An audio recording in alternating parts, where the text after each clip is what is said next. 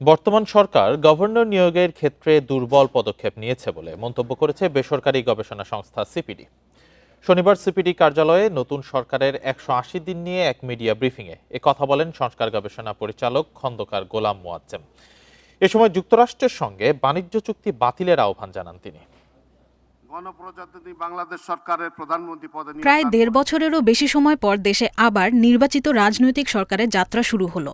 নতুন সরকারের আগামী ৬ মাসের অর্থনৈতিক চ্যালেঞ্জ ও করণীয় নিয়ে মিডিয়া ব্রিফিংয়ের আয়োজন করে গবেষণা সংস্থা CPD. Vision QLED Google TV, where colors come alive. বাংলাদেশের সামাজিক ও অর্থনৈতিক এ সময় যুক্তরাষ্ট্রের সঙ্গে বাণিজ্য চুক্তি চরমভাবে বৈষম্যমূলক দাবি করে তা বাতিল করার আহ্বান জানান গবেষকরা। এই গভর্নর নিয়োগের ক্ষেত্রে আমার মনে হয় যে একটা দুর্বল প্রক্রিয়া যেমন করা হয়েছে, প্রক্রিয়াটি অস্বচ্ছ। সিপিডি বলছে বাংলাদেশ ব্যাংকের নতুন গভর্নর নিয়োগ প্রক্রিয়াটি অস্বচ্ছ ছিল। সরকার চাইলে এ ধরনের সমালোচনা এড়িয়ে আরও ভালো নিয়োগ দিতে পারত। বাংলাদেশের মতো একটি দুর্বল দেশকে যে এরকম একটি বৈষম্যমূলক চুক্তিকে বাধ্য হওয়া, এটিও আসলে ওই চুক্তিরই অংশ হতে পারে। সংস্থাটি জানায় ব্যবসার পরিবেশের ক্ষেত্রে দুর্নীতি সবচেয়ে বড় বাধা।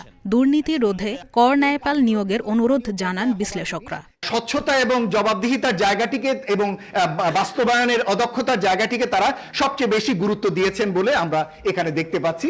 এবং করাপশনটা হচ্ছে সবচেয়ে গুরুত্বপূর্ণ সমস্যা তাদের জন্য।